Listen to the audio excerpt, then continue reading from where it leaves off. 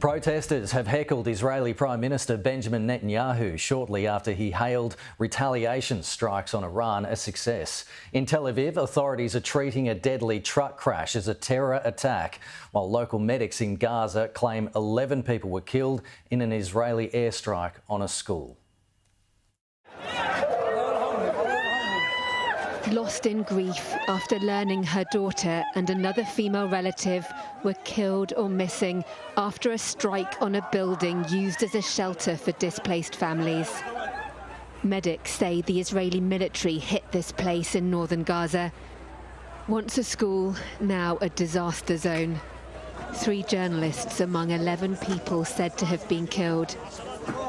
Rescue workers retrieve the bodies of the dead. A daily hell for the whole of this territory for more than a year, even as senior officials representing all sides meet in Qatar to resume faltering peace talks.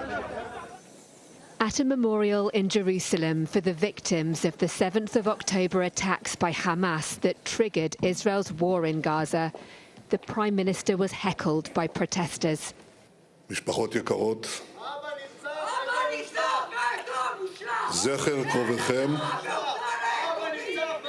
Shame on you, they shout.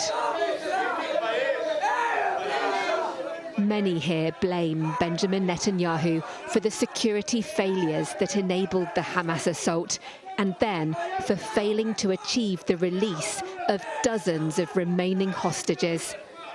It took almost 2 minutes before he was able to continue.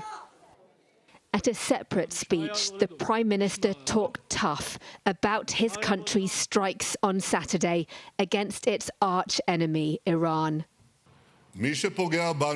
Whoever hurts us, we hurt him, and this is the principle that guided us to this day, and this is the principle that will guide us in the future as well. The attack in Iran was precise and powerful and achieved all its goals. In Tehran, though, its leader had a warning of his own.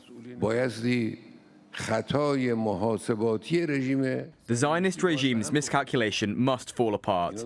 They are suffering from a miscalculation with regard to Iran. They don't know Iran, its youth, its people.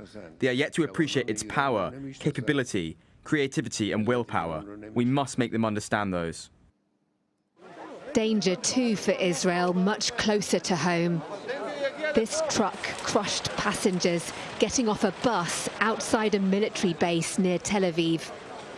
1 person was killed and dozens more injured.